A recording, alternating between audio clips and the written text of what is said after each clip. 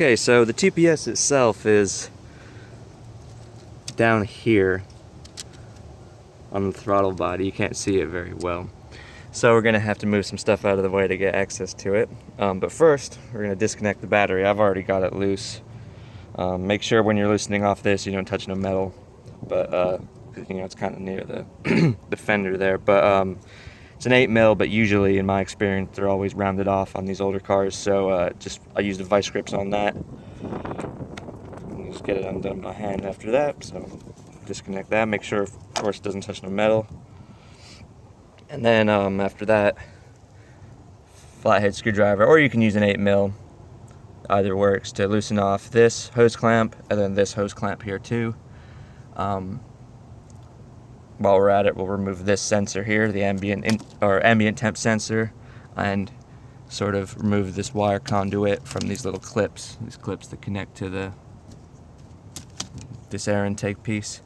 And then we'll be able to remove this piece right here. Might require two hands. Let's see if I can get it while I'm filming. But yeah, so it just sort of slides off, and then slide it off the MAF sensor right down here.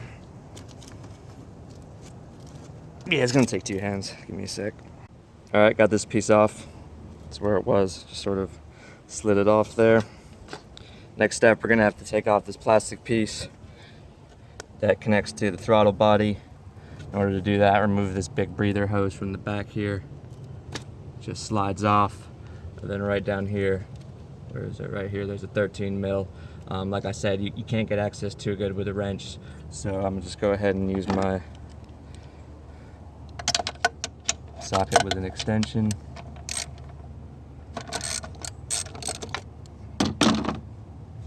And I've had all these parts off 100 times before, so that's why they're so easy. But they're, you know, it might be stuck, rusted onto your car or whatever. Not quite as straightforward. So, all right, take off that nut. Take care not to lose it or drop it down the intake. That would be a terrible thing. And this sort of, you just pull it back on it, or pull up on the back rather, and it sort of slides off like that. And there's your throttle body. So the TPS is this right here, this thing. 3 wires go into it. Looks like a yellow, a black, and a blue. And if you want to test this, what you do is you probe all 3 of these wires or 2 of these wires, and then have someone work the throttle, and you check for the voltage, and you check to make sure it's working smooth, like a smooth change in voltage. But like I said, this just to replace the part is so cheap that it's not even worth testing for me. Plus, I'm by myself. You need a helper to work the throttle. So we're just going to replace it. I guess I'll just unplug it right now. It's got a yellow plug thing. Get that out of the way. And then it looks like it may be possible to not remove this coolant hose, but it looks like, for simplicity's sake, we'll do that. So you gotta remove this hose clamp here. Of course, make sure your engine is completely cold when you do this. You don't want to go loosening cooling system parts when it's under any pressure.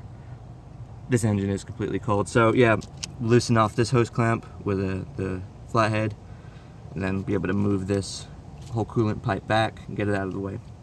Some coolant will come out, inevitably, but you know, this is the highest point on the cooling system, so it shouldn't be too much. Okay, I've got that coolant hose removed out of the way rather, so that's where it used to join up. Here it is, and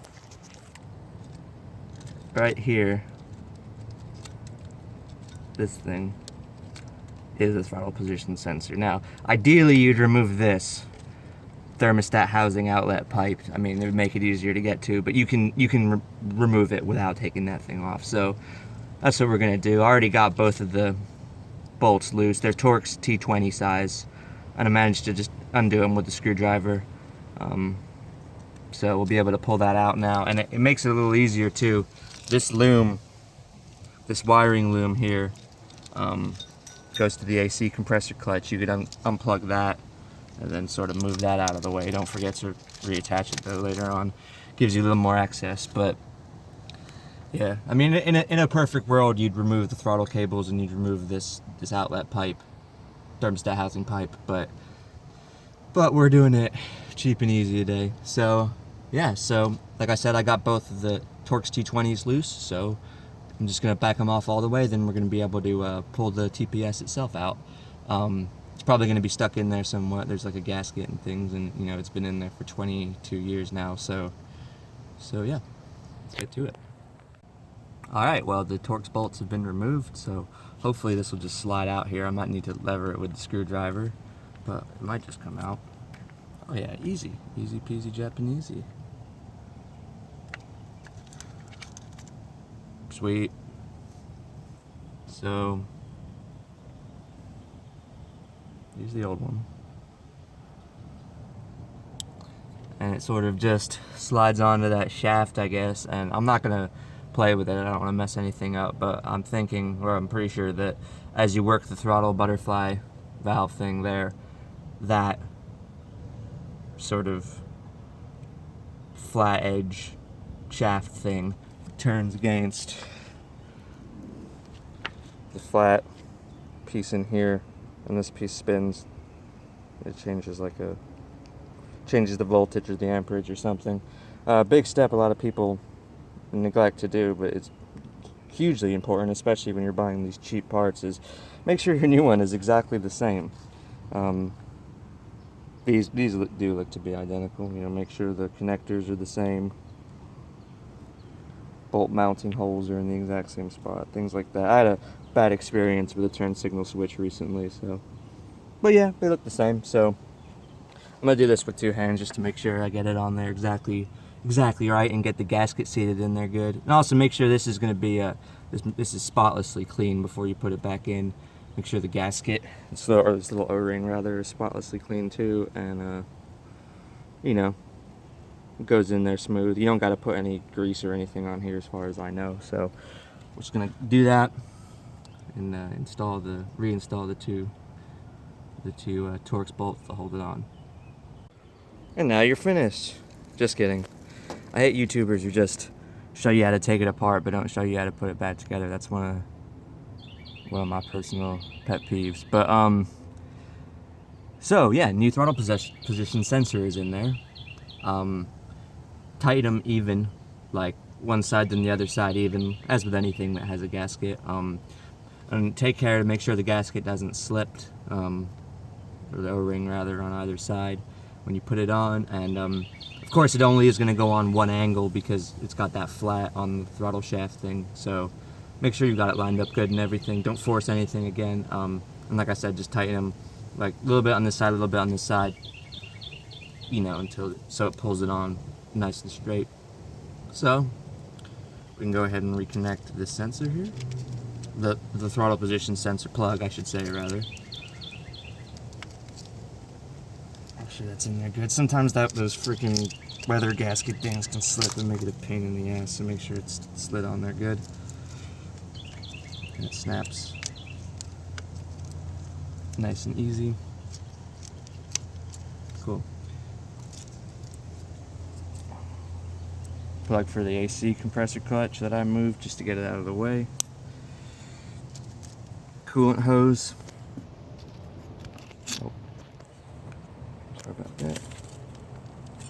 Right top radiator hose. Like I said, something's gonna spill, inevitable.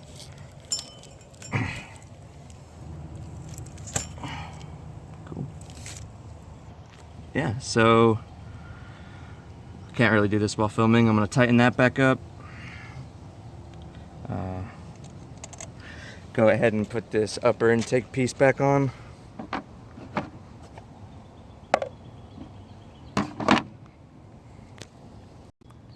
Alright, well I've got the top rad hose connected again to the pipe, hose clamped on there. I put this air intake snorkel piece back on, 13 mil nut back on back here, and then don't forget this breather pipe. It just pushes on right here. When I first bought this truck years ago, that was a big thing. I'd always forget to reconnect that anytime I took it apart. I'd forget to reconnect this one, and it doesn't really affect nothing. It just makes the engine not run as well. plug that in there. Next we're going to reinstall this snorkel piece, intake piece. Goes like this. It's going to take 2 hands to wiggle it in there, but to sort of compress it and push it on one side first. Then we're going to go and plug that sensor back into here and re-thread this wiring loom through the little eyelets here. Alright, we've got the air intake all put back together. Got this back in place. Tighten up that hose clamp, plug that back in, put the wire back in there. And take care to make sure that you've got the hose all the way on to the respective, fittings that it plugs into. It's easy to just have it on the top good, but then maybe it's not all the way sealed on the bottom side, or it's on kind of wonky on an angle. So make sure and if that happens, then you're going to be sucking unfiltered air in. And then it's got this little locator guy here, so to make sure you put it on between this little plastic piece here in the center. Everything's still plugged in. Make sure got all your connectors plugged in. That thing, this breather, got your 13 mil tight up here to hold on this thing. So basically all we gotta do is reconnect the battery. Inevitably, like I said, you lost some coolant, so it's a good opportunity to just check your coolant levels. Of course, make sure the engine, like I said, completely cold when you do this. Radiator's still full, and whatever we lost out of there, once the radiator drops, it's just going to siphon it out of this tank, and my tank's pretty much full, so I'm not going to worry about adding any coolant to it. It'll just lesser the level in here, and then if it drops it low enough to add any, I'll add some later on. But Blazers have all 4.3s have unnecessarily big cooling systems, so you can, it looks like a lot of water spilled, but in reality it'll drop like maybe half an inch. Yeah, so the only step left now is to reconnect the battery. Online I read about some like TPS relearn operation you're supposed to do, but I don't think you need to do that. I think disconnecting the battery is like a relearn for all of the fuel system parts, pretty much, sensors. So yeah, we're not going to bother with that unless it causes a problem. But the operation for that is you unplug the TPS you unplug the TPS, turn ignition on for 30 seconds, turn ignition off, replug it in, apparently. But like I said, we're just going to, probably just reconnecting the battery is going to be totally sufficient. So I'm going to go ahead and tighten that up. And then we'll take it for a test drive, see how it runs, and see if it fixed that hard gear shift. I'm not sure, I'm thinking it probably won't make any difference, but if it does, then that's going to be great. So yeah, let's get her done. Well, we're back in the truck. I'm about to start her up, see how she runs. But first, I got to give a shout out to my brother Tommy. Leafyism is his YouTube, for machining this tool from scratch. It's an awesome tool. Used it multiple times. Used it to undo the steering bracket bolts the other day, where no other tool would work, but it fits in there really good. And totally custom made from scratch. So big shout out for that. Really awesome. Yeah, so let's start her up, or see if she starts rather.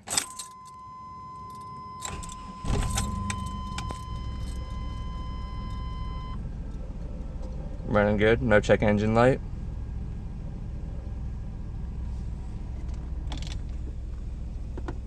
Good thing about if you do a job and you disconnect the battery, no matter how late it gets, it's always 12 o'clock when you get back in the truck. Alright, so we'll go for a quick drive. See if the gear shifting is any better. We'll know immediately. It is a pretty rough shift, so.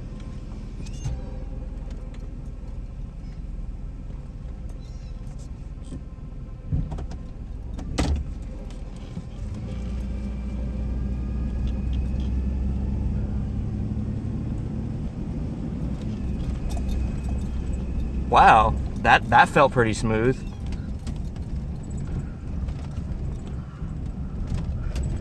no tack on this truck. I guess I'll show you the speedo.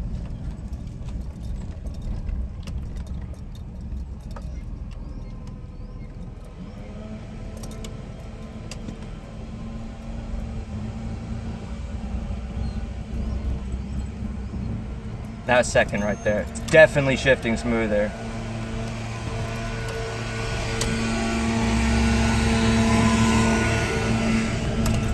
Yeah, definitely it is. I would say that's fixed it, believe it or not. I'm gonna go for a little bit of a longer drive. Oh yeah, and of course this is no bullshit. The engine is completely cold, so that is when it was doing those shifting problems. Let's do it one more time. There's second. Yeah, it's silky smooth now. Alright, yeah, I'm gonna take it for a longer drive and then just to make sure that did actually fix it, get back with you. Well, we're back home now. Drove it a few miles.